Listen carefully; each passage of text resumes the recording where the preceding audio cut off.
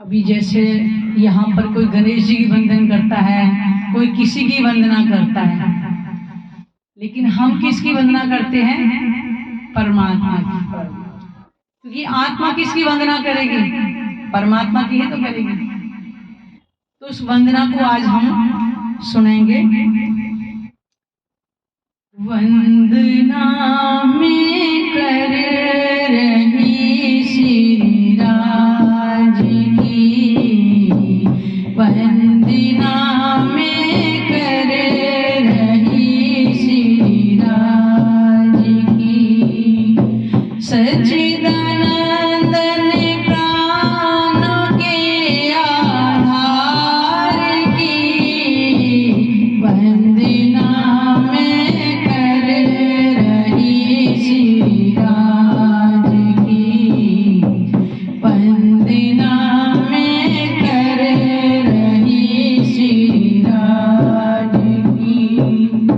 क्षर अक्षर से न्यारा वो निज दाम है, क्षर अक्षर से न्यारा वो निज दाम है, अक्षर को भी सुध नहीं उस दाम की, अक्षर को भी सुध नहीं उस दाम की, वंदना में कर रही श्री राज की, सच्चिदानंदन प्राणों के आधार की, वंदना में कर रही श्री राज की।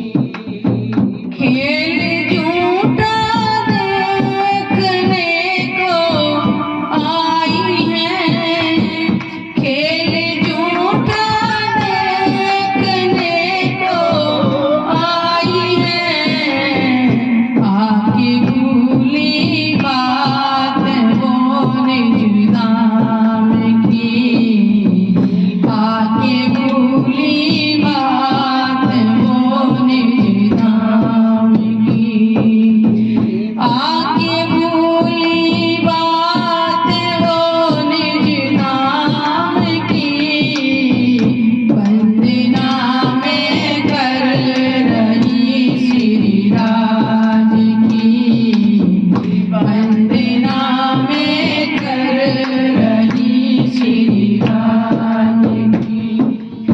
आए पिया जी हमें जगाने धाम से, आए पिया जी हमें जगाने धाम से, नींद में थी उनकी ना पहचान की, नींद में थी उनकी ना पहचान की, नींद में थी उनकी ना पहचान की, वंदना में कर रही श्री राज की, वंदना में कर रही श्री राज की, सच्चिदानंदन प्राणों के आधार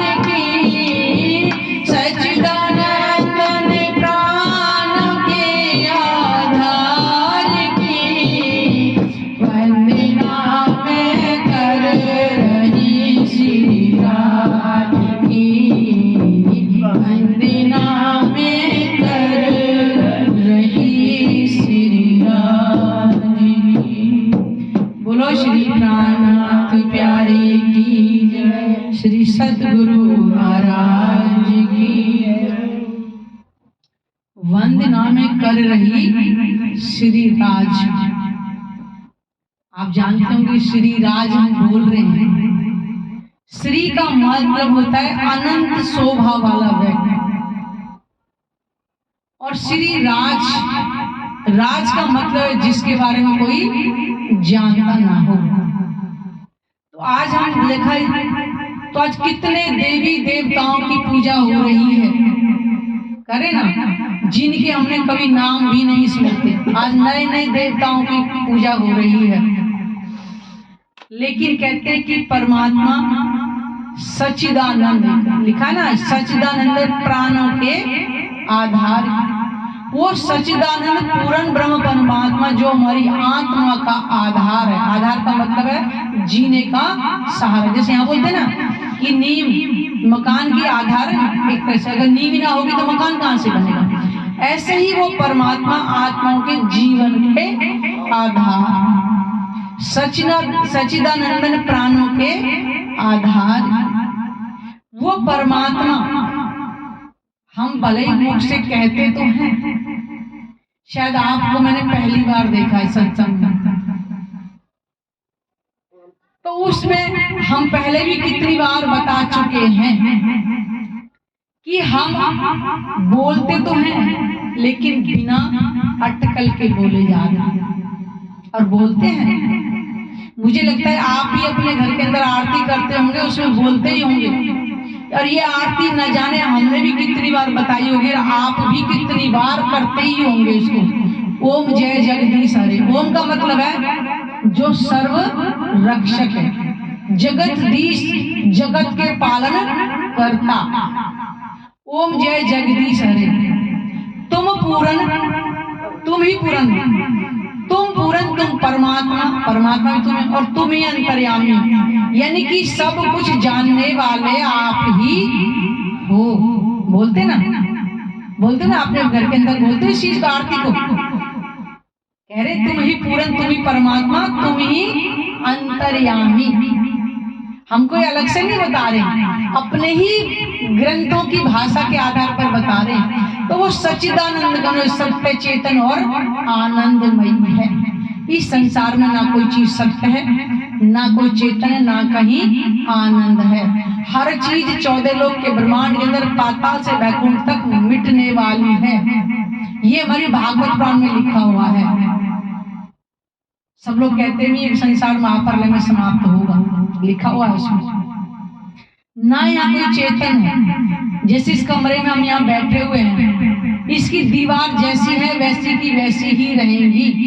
लेकिन जहाँ परमात्मा रहती है वहाँ हर चीज चेतन है। अगर एक ही मंदिर में 12,000 आत्माएं आना चाहें तो ऑटोमेटिक अपने आप ही बड़ा हो जाता है, उसको कहते हैं चेतन। यहाँ पर क्या मतलब है, हर चीज बन के मिटने वाली है। अगर हम कहते हैं हम तो चेतन है, हम चल रहे हैं, बोल रहे हैं, खा रहे हैं, पी रहे हैं, हम कैसे कह दें कि अपने आप, लेकिन चेतन उसको कहें जो कभी मिटे ना। हम तो बन के मिटने वाले, तो चेतन कहाँ हुए?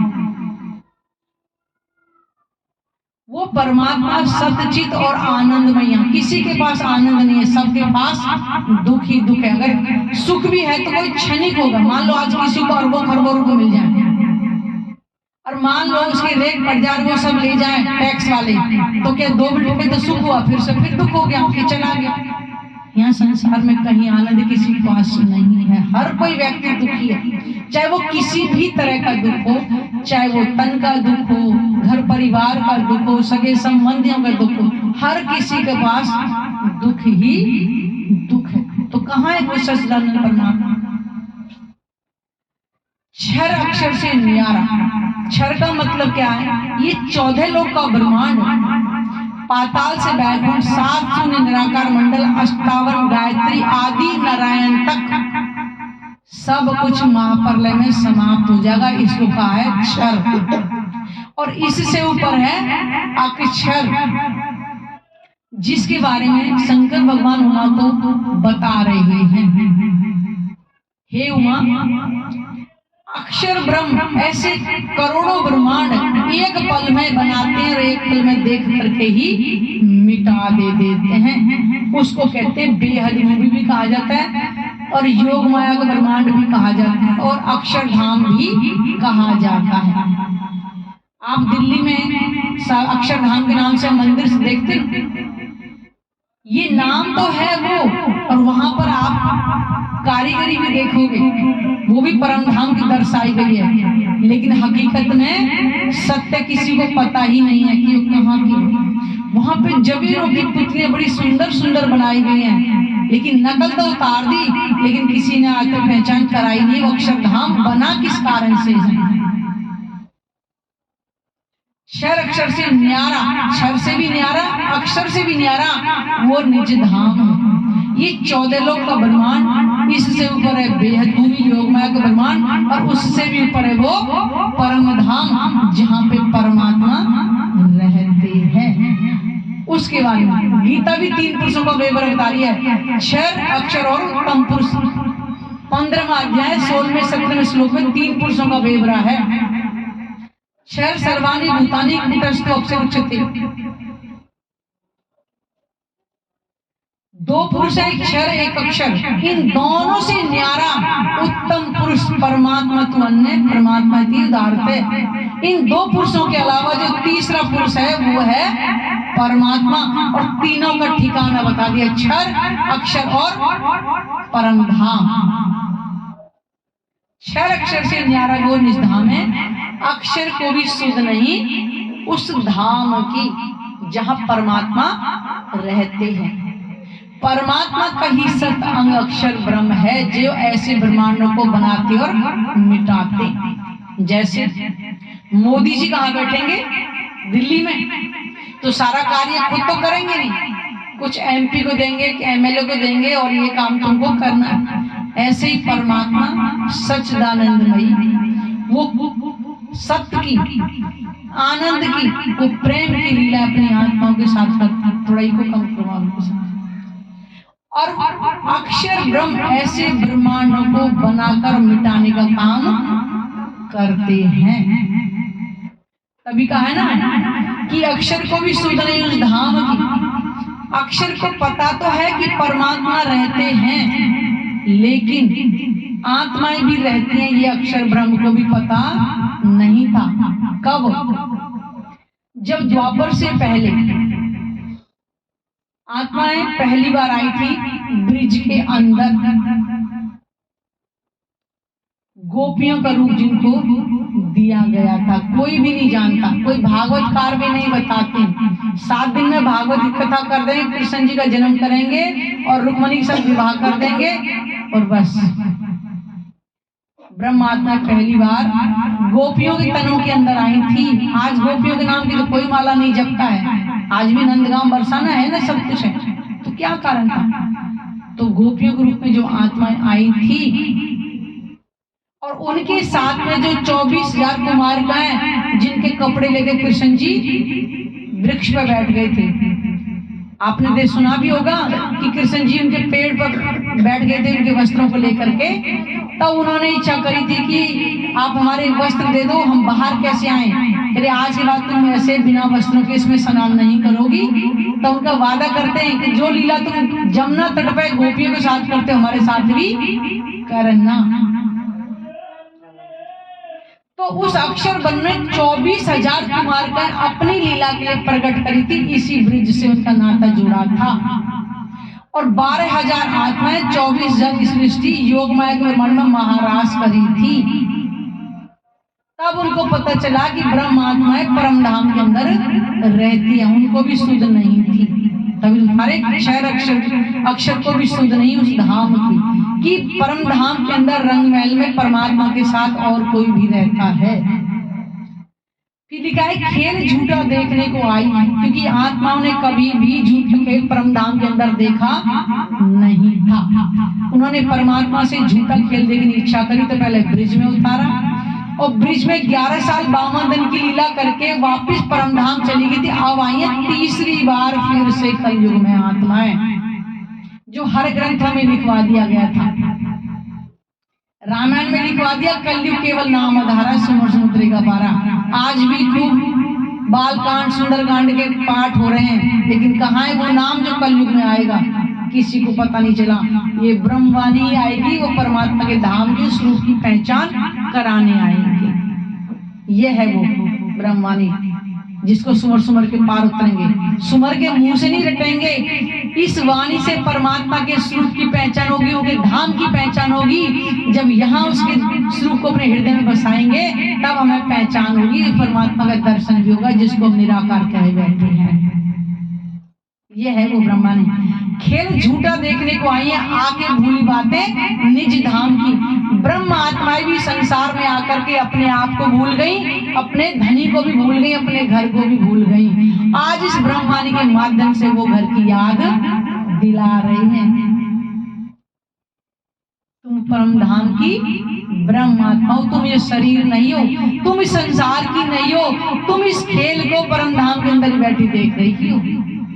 क्योंकि आत्मा और परमात्मा अखंड है दोनों। जब परमात्मा झूठे संसार में आ नहीं सकते तन से, तो आत्मा कैसे आ सकती? उन्हीं का तो अंग है वो भी इस खेल को परम धाम के अंदर ही हमारे तुम्हारे तनों के माध्यम से वही खेल को देख रही हैं। जैसे रात को सोए बिस्तर पर सपना देखे किसी और जगह पहुंच के, ऐसी ब्रह्मात्माओं के असल दिन परम धाम में, लेकिन हमारे नकली तनों के माध्यम से वही बैठी खेल को देख रही है। ओके ना, आके भूली बातें निज धाम की। और आज यह परमात्मा अपनी पहचान स्वयं इस संसार में आकर के इस वाणी के माध्यम से करा रही है। आए पिया जी हमें जगाने धाम से, शक्ति के द्वारा है। और भागवत पुराण में ये वर्णन है कि परमात्मा कलयुग में आएंगे, 2 तनों में लीला करेंगे। 12वां स्कंद 2 अध्याय और 37-38 श्लोक में लिखा हुआ है। ये हमारे भागवत पुराण में लिखा हुआ है। इधर मुस्लिम ग्रंथ कुरान में भी लिखवा दिया, कुल्लू अल्लाह है, परमात्मा 2 तनों में है। रुअल्लाह पेंसी जामे दोए, दूसरे ऊपर मुद्दार, 2 तनों में परमात्मा, यानी अल्लाह को या परमात्मा को एक है, वो 2 हो ही नहीं सकता। ये भाषा के आधार पे हम बटे हुए हैं। और इस हमारे कहीं देवी भागवत पुराण में भी लिखा हुआ है, देवापी और मरु ये दोनों कलयुग में आएंगे। देवी भागवत पुराण में भी लिखा हुआ है, भागवत पुराण में लिखा है, देवी भागवत पुराण लिखा है। और क्या बोलते हैं, एक बाबा रामदेव पुराण है, उसमें भी लिखा हुआ है। 4 वेद ब्रह्मा को छुपाए, पंचम वेद रहे छुपाए, 5वां वेद ये आएगा, उसमें भी लिखा हुआ है। और कबीर जी ने अपनी वाणी में लिखा है, कोटि नाम संसार में तिनके मुक्ति ना होए, और मूल नाम जो गुप्त है पूजा बिरले होए। कोई पूछेगा उसके नाम पे, कौन पूछ रहा है? कौन कहता है ग्रंथों में नहीं लिखा? सब ग्रंथों में लिखा हुआ, हिंदू मुस्लिम सिख ईसाई। ईसाइयों में लिखा है, क्रिश्चियन भी कह रहे हैं कि वो गॉड आएंगे, चुने हुए बंदों के लिए आएंगे। बताइए, तो उनकी आत्माएं तो है जिनके लिए वो आएंगे। तो हर ग्रंथ में उसकी पहचान लिखी थी। आए पिया जी हमें जगाने धाम से, नींद में थी उनकी नहा पहचान। जब ब्रह्म आत्मा संसार में आके भूल गई, तो परमात्मा ने स्वयं आकर के संसार में याद दिलाया और ये पहचान भी कराई कि तुम ही खेली ब्रिजरास में। ब्रिजरास में तुम आई थी 11 साल बाद लीला करने के लिए। अब वो कलयुग में आई है, क्योंकि ये वाणी द्वापर में नहीं आई थी, ग्रंथों में लिखवा दिया युगों युगों से ही, लेकिन वाणी आई है कलयुग के अंदर। यह है वो ब्रह्मवाणी। इसी कारण से वंदना में कर रही श्री राज की, उस पूर्ण ब्रह्म परमात्मा की हम वंदना करते हैं। आत्म भाव लेंगे तो परमात्मा की तो वंदना करेंगे। तो कलयुग में करे बड़े भाग मनुष्यतन पावा, सुर दुर्लभ सब ग्रंथन गावा। इसलिए कलयुग में मनुष्यतन मिलना बहुत ही महत्वपूर्ण है। सुर असुर भी मनुष्यतन की प्राप्ति की इच्छा कर रहे हैं। देवी देवता भी तरस रहे हैं कलयुग में हमें मानव तन मिले तो उस वाणी को ग्रहण करें, क्योंकि यहाँ पे कोई और आया है, मानव तनों के अलावा यहाँ कोई बैठा हुआ है? इंसान ही तो है जो सुन सकते हैं, विवेक दृष्टि से विचार कर सकते हैं। इसलिए मनुष्य तन बहुत ही दुर्लभ। अगर हम इस कलयुग के अंदर इस वाणी से मनुष्य तन के रहते रहते अगर हम इस वाणी से परमात्मा की पहचान कर लेंगे, तो हमें अगला जन्म नहीं मिलेगा। ये जो दुखों का हम भोग रहे ना, अगला जन्म नहीं मिलेगा हमें। तब कहेंगे सुमर सुमन उतरई पाला। नहीं तो 84 लाख योनियों से मुक्ति कभी नहीं होगी। गीता में साफ लिखा हुआ है। जैसे नहाकर हम दूसरा वस्त्र पहनते हैं ना, ऐसा ही ये शरीर की आयु पूरी होते ही फिर से किसी अगले जन्म में जी फिर प्रवेश करेगा जो उसने कर्म किया है। गीता में साफ लिखा है, जैसा कर्म करते हैं अगला जन्म कभी देवी देवता के रूप में मिलता है हमें, कभी सत्पुरुष के रूप में मिलता है, कभी कुत्ते बिल्ली के रूप में मिलता है, तो कभी खटमल के रूप में मिलता है। ये गीता के अंदर साफ लिखा हुआ है। इससे पहले मैं गीता कई बार दिखा भी दी। सत्पुरुष कौन है? इंसान ही होते हैं, लेकिन उनके जो कर्म है ना वो अच्छे होते हैं। देवी देवता कौन है? देवताओं से जैसे व्यवहार करेंगे, देवी देवता कोई अलग से नहीं होते, इंसान ही होते हैं, लेकिन उनके कर्म अलग होते हैं। तभी तो अलग अलग कैटेगरी बढ़ी हुई है सब, उसको उससे अनुसार अगला जन्म मिलता है। अगर परमात्मा की भक्ति कर लेंगे तो 84 लाख योनियों में हमें जाना ही नहीं पड़ेगा। तो क्यों ना उस परमात्मा की भक्ति करें। उसके लिए हमें कुछ भी नहीं करना, ना हमें घर छोड़ना है, ना जब तक करना है, कुछ भी नहीं करना। केवल 24 घंटे में थोड़ा समय निकाल के वाणी मंथन करनी है और थोड़ा सा एकांत में बैठ के ध्यान करना है और कुछ भी नहीं करना है। बताइए कितना आसान। अगर हम फिर भी ना करें तो क्या है? परमात्मा को दोष थोड़ी देंगे, हम अपने कर्मों को दोष देंगे। बोलो श्री प्राणनाथ प्यारे की जय, सतगुरु महाराज